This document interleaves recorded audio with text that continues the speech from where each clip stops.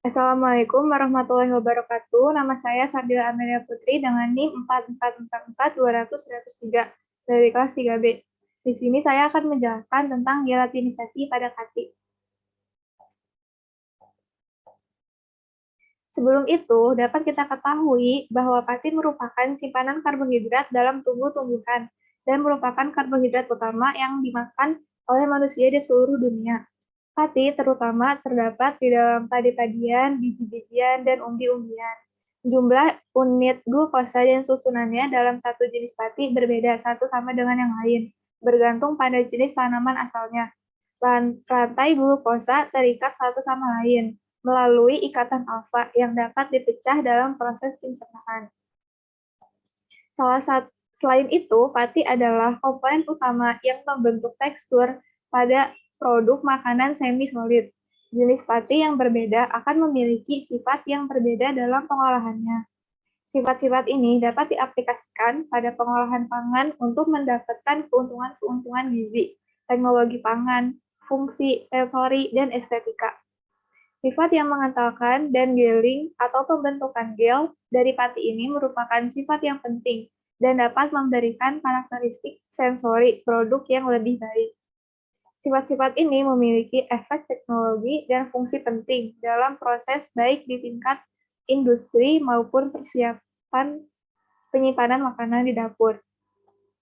Formulasi makanan berbahan dasar pati sangat umum kita temukan pada makanan tradisional Indonesia.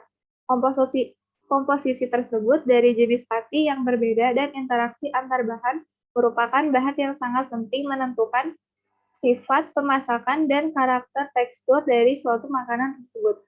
Oleh karena itu, pengetahuan tentang interaksi bahan sangat diperlukan. Pati terbagi menjadi dua jenis polimer, yaitu amilosa dan amilopektin. Keduanya mempunyai karakteristik yang berbeda. Rasio amilosa dan amilopektin dalam suatu jenis pati bersifat lengket atau kohesi dan elastis. Berikut adalah penampakan granula pati pada suhu 40 derajat Celcius dan 80 derajat Celcius di bawah mikroskop. Granula mempunyai ukuran besar, akan lebih tahan terhadap proses hidrolisis, dan enzim akan memecah granula yang mempunyai ukuran kecil dibandingkan ukuran yang besar. Dan pola enzimatik granula pati pada ukuran yang kecil akan berbeda dengan ukuran granula pati yang lebih besar. Pada pati dengan ukuran granula lebih besar memiliki suhu gelatinisasi yang lebih tinggi dibandingkan dengan pati yang memiliki ukuran granula yang lebih kecil. Granula pati lebih besar memiliki ketahanan tinggi terhadap perlakuan panas dan air dibandingkan granula pati kecil. Ada beberapa perubahan pati yang harus kita ketahui dalam proses pengolahan pangan. Yang pertama adalah granula pati ini apabila diberikan air dingin, dia tidak akan larut, tetapi akan mengabsorpsi air tersebut, kemudian akan membentuk granula-granula yang besar. Kemudian pati ini akan membengkak dan akan bisa kembali kepada sifat aslinya apabila kita keringkan.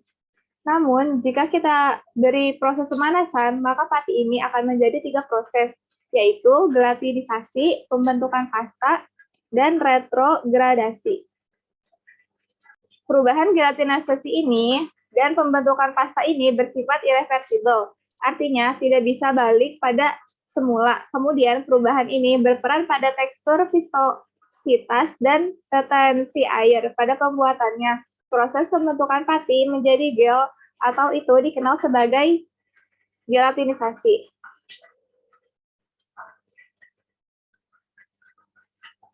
Gelatinisasi merupakan suatu proses ketika granula pati dipanaskan dengan air yang cukup, sehingga terjadi pengembangan granula pati dan menghasilkan cairan yang kental untuk memberikan kualitas produk yang diinginkan. Proses ini terjadi pemecahan ikatan intermolekul dan pati dengan adanya panas dan air yang diberikan.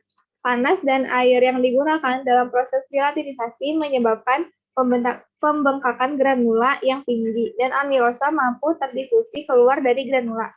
Penyerapan air pada daerah amorf menyebabkan granula pati kehilangan kestabilan struktur kristalinnya sehingga kehilangan sifat birefringence.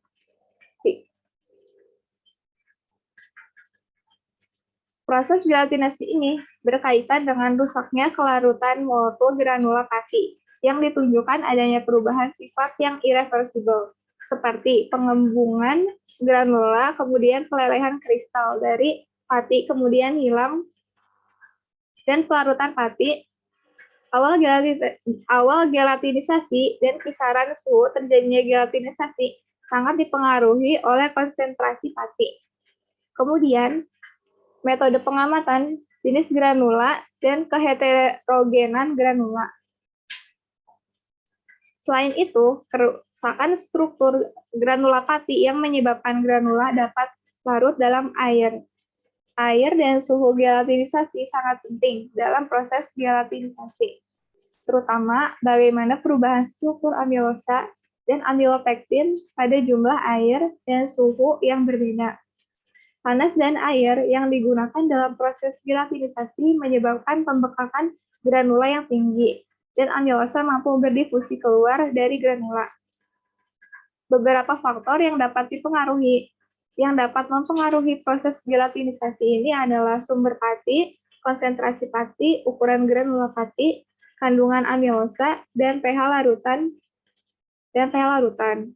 Komponen penyusun struktur pati tergelatinisasi adalah molekul amilopektin.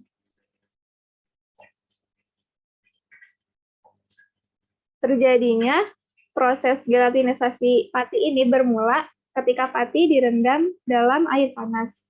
Air akan berpenetrasi masuk ke dalam granula pati secara perlahan dan bolak-balik, sehingga menyebabkan rusaknya ikatan double helix pada amilopektin dan putusnya ikatan hidrogen antar molekul dalam granula.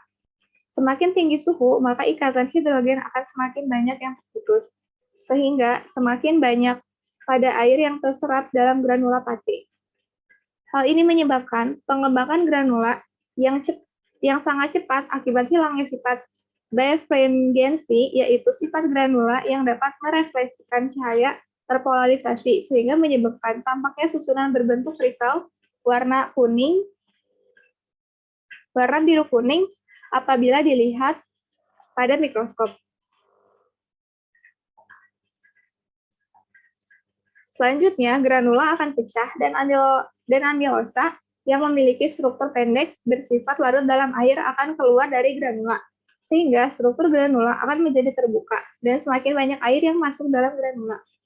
Molekul air dalam granula ini akan membentuk ikatan hidrogen dengan gugus hidroksil gula dari molekul amilopektin dan sebagian amilosa dalam granula pati. Sedangkan di bagian permukaan granula, jumlah molekul air sebelumnya bebas bergerak akan semakin menurun seiring dengan meningkatnya molekul amilosa yang terlepas dari granula dan akan membentuk lapisan transparan. Hal ini menyebabkan peningkatan viskositas dan kejernihan pasta pada granula pati.